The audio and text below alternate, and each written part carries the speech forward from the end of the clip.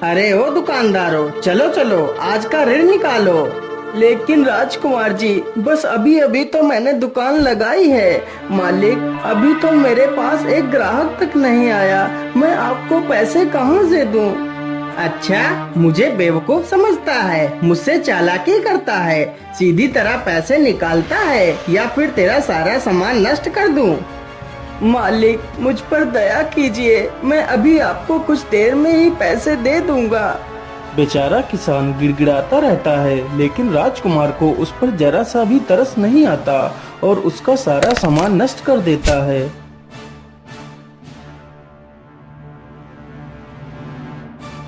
अब बताओ जल्दी से, किस किस को ऋण नहीं देना है? नहीं नहीं मालिक, ये लीजिए ऋण। हाँ हाँ मालिक, मैं तो आपको ऋण देने के लिए आपकी कब से प्रतीक्षा कर रहा था। इस प्रकार सारे दुकानदार डर कर राजकुमार को ऋण दे देते हैं। राजकुमार घोड़े पर बैठता है और वहाँ से चला जाता है। अरे नहीं नहीं, यह सब कब तक चलता रहेगा? हम लोगों को कुछ ना कुछ तो करना ही पड़ेगा। अरे भैया, मैं तो कहता हूँ हमें महाराज के पास चलना चाहिए, वही हमारी मदद कर सकते हैं।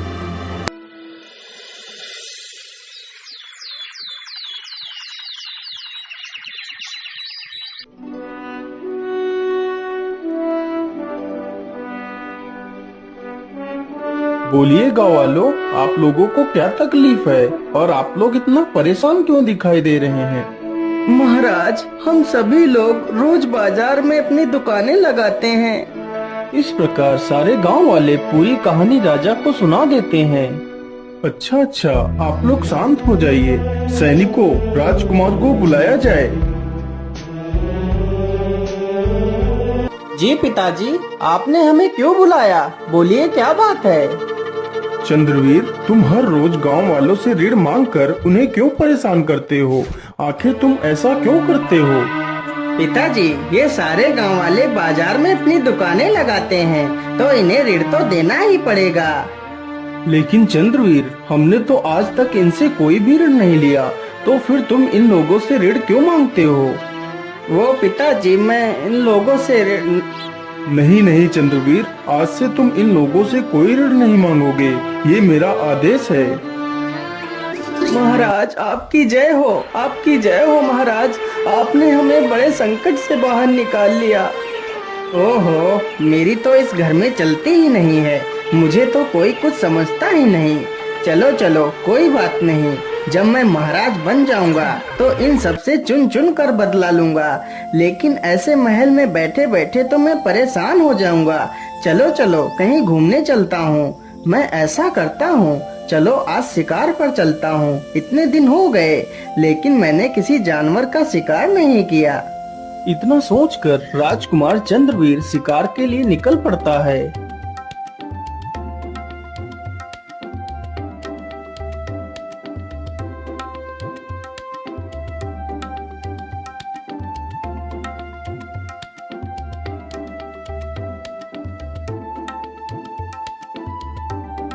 क्या करूं, आज तो शिकार कहीं दिखाई नहीं दे रहा है। मुझे लगता है आज मुझे यहाँ से भी निराश होकर ही लौटना पड़ेगा।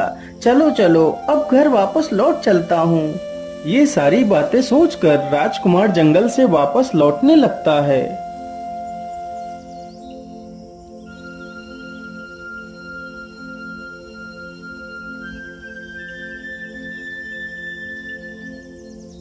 अरे वो क्या है? मुझे लगता है वह तो कोई हिरन है। हाँ हाँ, वह हिरन ही है। चलो चलो, जल्दी से इसका शिकार करता हूँ। राजकुमार जैसे ही हिरन के नजदीक पहुँचता है तो वह हिरन वहाँ से भाग पड़ता है। हिरन के पीछे भागते भागते राजकुमार हिरन के ऊपर निशाना लगा देता है और कुछ ही देर में राजकुमार हिरन के ऊपर तीर चला देता है। तीर सीधा हिरन को जा लगता है। हे राम, इस दुष्ट ने मुझे मार डाला। हे प्रभु, मेरी सहायता करो। अरे राम राम राम, ये क्या हो गया? ये तो हिरन के वेश में एक साधु था। हे दुष्ट इंसान, तुमने मुझे क्यों मारा? मैंने तुम्हारा क्या बिगाड़ा था? लेकिन बाबा, मैंने आपको एक हिरन समझकर आपके ऊपर तीर चलाया था। अरे दुष्ट, तू इन मासूमों को क्यों मारता है? आखिर इन बेजुबानों ने तेरा क्या बिगाड़ा है? इन्हें भी दर्द होता है, तकलीफ होती है। तू अपने मनोरंजन के लिए इन बेजुबानों को मारता है। जा, मैं तुझे श्राप देता हूँ, तू भी एक बंदर बन जाएगा। जब तू खुद एक जानवर बनेगा, तब तुझे इन जानवरों का दर्द समझ आएगा। बाबा, मुझे क्षमा कर दीजिए बाबा, मुझसे बहुत बड़ी भूल हो गई बाबा। मैं अपने अहंकार में चूर होकर इन मासूमों पर जुल्म ढाता रहा। बाबा, मैंने बहुत सारे पाप किए हैं, पर मुझे क्षमा कर दीजिए बाबा। मैं आज के बाद कोई गलत कार्य नहीं करूँगा, मुझे ये श्राप मत दीजिए। साधु को उसके ये वचन सुनकर उस पर दया आ जाती है। बेटा, मैं अपना श्राप वापस नहीं ले सकता, लेकिन जब कोई कन्या तुम्हें इसी बंदर रूप में स्वीकार कर तुमसे विवाह करेगी, तो तुम्हारा यह श्राप टूट जाएगा और तुम अपने वास्तविक रूप में आ जाओगे। इतना कहकर वह साधु अपने प्राण त्याग देता है।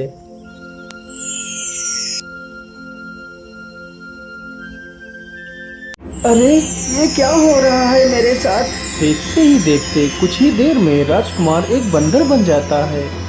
हे भगवान, ये क्या हो गया? मैं तो सच में एक बंदर बन गया। ठीक है, यही मेरे गुनाहों की सजा है।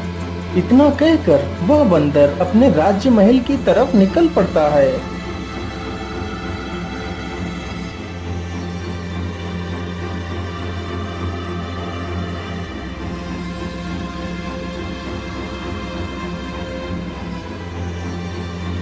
अरे अरे, ये बंदर इधर ही क्यों चला रहा है?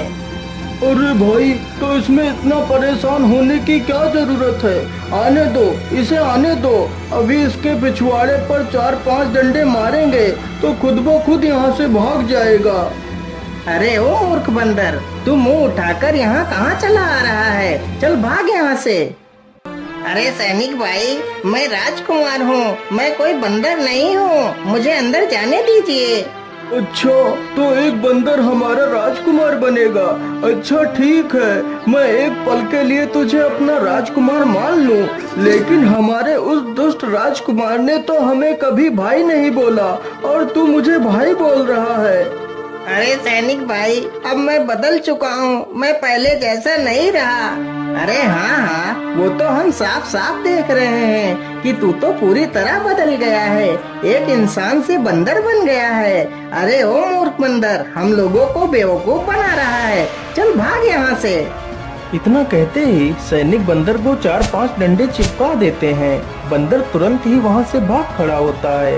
हे भगवान, अब मैं क्या करूं? मुझे तो यह सैनिक अंदर घुसने ही नहीं दे रहे हैं। मैं अंदर कैसे जाऊं? मुझे तो बहुत जोर की भूख भी लगी है।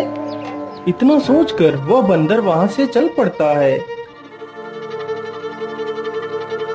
बंदर चलते चलते एक दूसरे राज्य में पहुँचता है।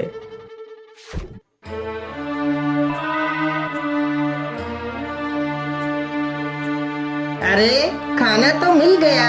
चलो चलो, जल्दी से ये खाना खा लेता हूँ। वह खाना एक किसान का था जो पास में ही खेत की जुताई कर रहा था। बंदर जैसे ही अपना हाथ आगे बढ़ाता है, तभी किसान अपना डंडा आगे बढ़ा देता है। अरे दुष्ट बंदर, तू मेरा खाना खाना चाहता है? मैं यहाँ धूप में मरा जा रहा हूँ और तू मेरा खाना भी खाना चाहता है। रुक, अभी तुझे मजा चखाता हूँ। इतना कहकर किसान बंदर को 4-5 डंडे मारता है और उसे भगा देता है।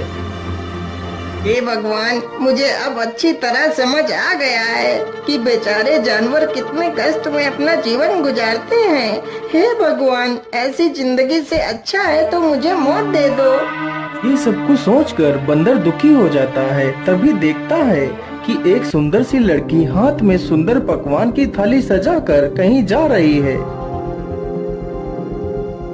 अरे ये लड़की तो कितनी सुंदर है। काश मैं एक राजकुमार होता और मेरी ये हालत ना हुई होती तो मैं इसी से विवाह कर लेता।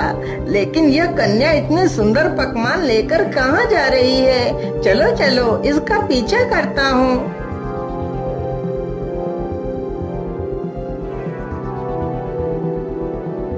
राजकुमारी खाने की थाली को ले जाकर एक गुफा के पास रख देती है और चुपचाप वहाँ से चली जाती है। अरे वाह वाह, यह लड़की तो कितनी महान है जो जानवरों के लिए खाना रखकर चली जाती है। और एक मैं था जो खुद जानवरों को ही खा जाता था। लेकिन अब ये सब सोचकर क्या फायदा। चलो जल्दी से खाना खा लेता हूँ। मुझे तो ये खाना देखकर रहा ही नहीं जा रहा। इतना सोचकर बंदर तुरंत जाता है और पूरी थाली को चट कर जाता है। जो खाना बंदर खा गया था वह खाना एक डायन के लिए रखा गया था। राजकुमारी रोज उस डायन के लिए खाना गुफा के पास रखकर चली जाती थी।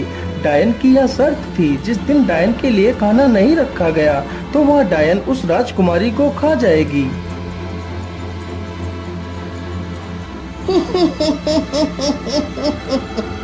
अरे ये क्या, आज तो मेरे लिए भोजन रखा ही नहीं गया और ऊपर से यह खाली थाली रखती।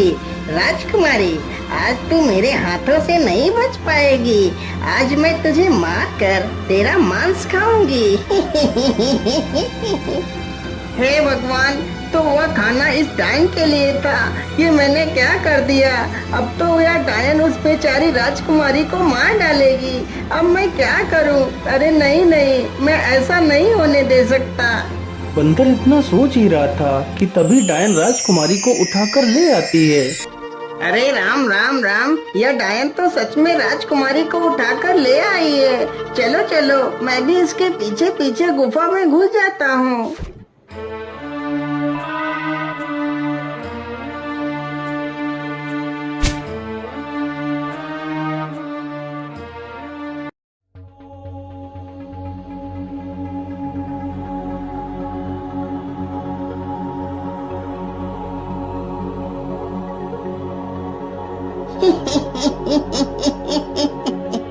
मूर्ख राजकुमारी, आज तुमने मेरे लिए भोजन क्यों नहीं रखा। अरे आप ये क्या कह रही हैं? मैंने तो आपके लिए खाना रखा था। अच्छा, तो तू मुझे मूर्ख बना रही है। आज मैं तुझे मार कर तेरा मांस खाऊंगी। अरे बाप रे बाप, यह डायन तो राजकुमारी को मार ही डालेगी। मुझे कुछ ना कुछ तो करना ही होगा। तभी बंदर को एक मजबूत डंडा दिखाई पड़ता है। बंदर तुरंत उस डंडे को उठाता है और पीछे से जाकर डायन के सिर पर जोर से मारता है।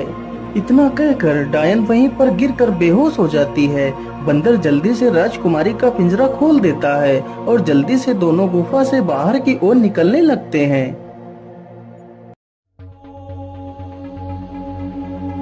अरे ये क्या, गुफा का दरवाजा तो बंद पड़ा है। अब हम बाहर कैसे निकलेंगे? बंदर तुरंत ही पास में पड़े एक पत्थर को उठाकर दरवाजे पर फेंक कर मारता है। अरे बंदर भैया, इस प्रकार दरवाजे पे पत्थर फेंकने से कोई फायदा नहीं।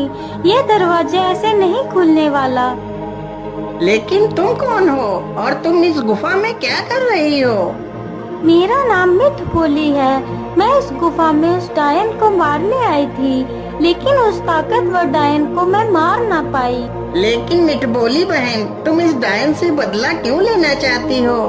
बंदर भैया, मैं और मेरे पति यही पास के जंगल में एक पेड़ पर घोंसला बनाकर रहते थे। एक दिन की बात है, ये डायन एक हिरन के शिकार के लिए आती है।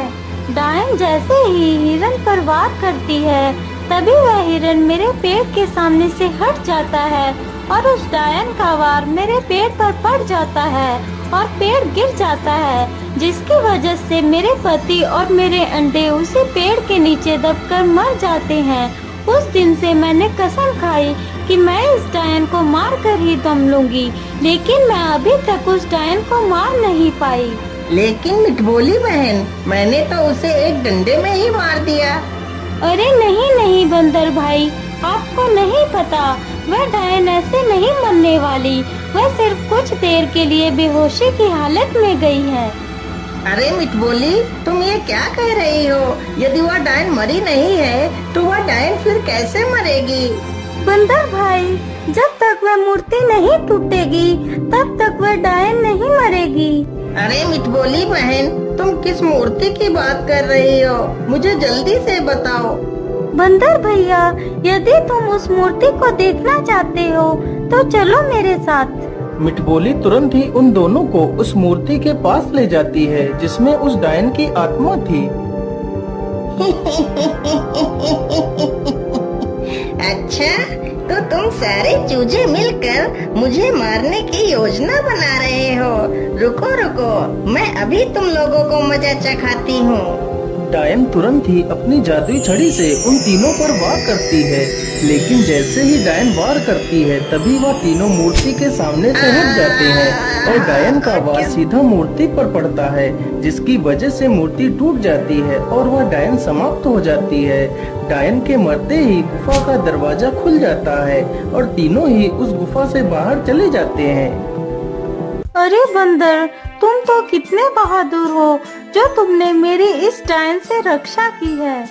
अरे राजकुमारी जी, मैं कोई बंदर नहीं हूँ, मैं एक राजकुमार हूँ। फिर वह बंदर अपनी पूरी कहानी राजकुमारी को सुनाता है। मेरा यह रूप तभी बदलेगा जब कोई लड़की मुझे इसी बंदर रूप में स्वीकार कर मुझसे विवाह करेगी। यदि ऐसी बात है तो मैं तुम्हारे साथ विवाह करूंगी। फिर वह राजकुमारी और वह बंदर एक मंदिर में विवाह कर लेते हैं। विवाह संपन्न होते ही बंदर अपने वास्तविक रूप में आ जाता है। अरे वाह राजकुमारी जी, यह तो चमत्कार हो गया। मैं तो वापस अपने वास्तविक रूप में आ गया। फिर वह दोनों अपने राज्य की ओर लौट जाते हैं और खुशी खुशी रहने लगते।